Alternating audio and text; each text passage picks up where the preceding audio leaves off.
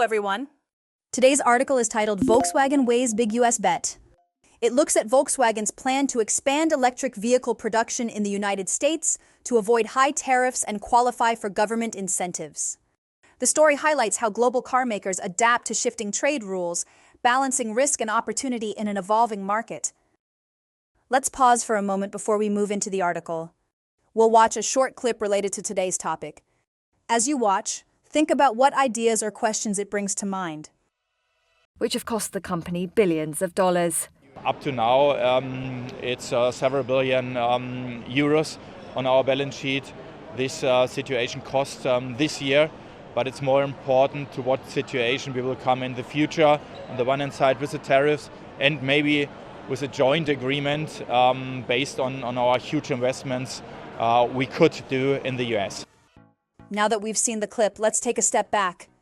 Before we dig into the details, it helps to explore a broader idea behind the story. This will guide how we understand what follows. This brings us to the theme of global trade and industrial strategy. For multinational companies, decisions about where to build factories are never simple. They weigh tariffs, labor costs, infrastructure, and political stability. At the same time, governments compete to attract investment with subsidies, tax breaks, and promises of fair access. Volkswagen's U.S. expansion plan is just one example of how trade policy and business strategy are tightly linked in today's economy. What factors do you think make a country attractive for large industrial projects? Countries compete fiercely to host industrial projects, and several factors play a role. Access to a large consumer market is crucial. Building in the U.S., for example, gives companies direct reach to millions of buyers. Favorable trade policies and lower tariffs also make investment attractive. Beyond economics, infrastructure matters. Reliable energy, efficient transport, and skilled labor reduce costs and risks. Political stability and supportive government incentives add another layer of security.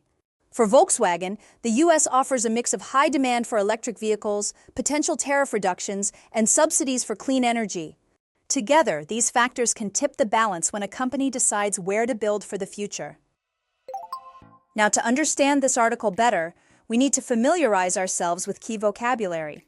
We'll go over 3 important expressions, learn their meanings, and see them in action with example sentences. Let's start with substantial. It means large in amount, size, or importance. In the article, Volkswagen is considering substantial new investments in the U.S. Here is an example. The company made a substantial profit last year thanks to strong sales. Next, we have bolster. It means to support or strengthen something. In the article, Volkswagen wants to bolster its position in the U.S. auto market. Here is an example. The government announced new policies to bolster economic growth. Finally, let's look at footprint. It refers to the presence or impact of a company in a particular market or region. In the article, Volkswagen hopes to expand its U.S. footprint with new plants. Here is an example.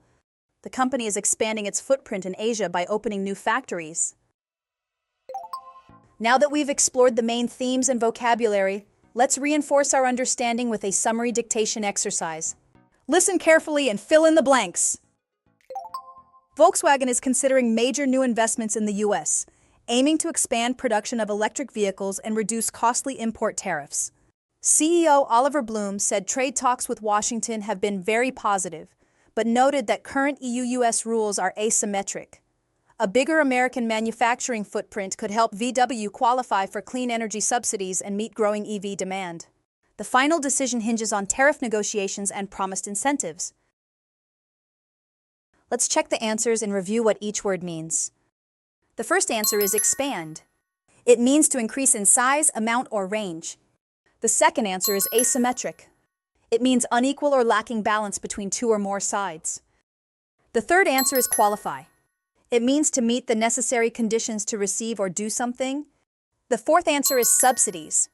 It means money given by a government to support a business or activity.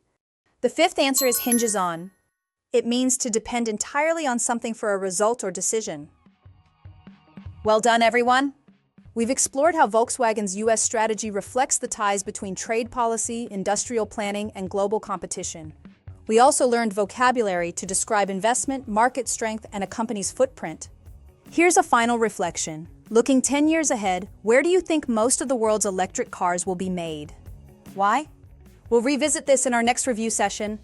Until then, keep reflecting on how government policy and global demand shape the future of industry.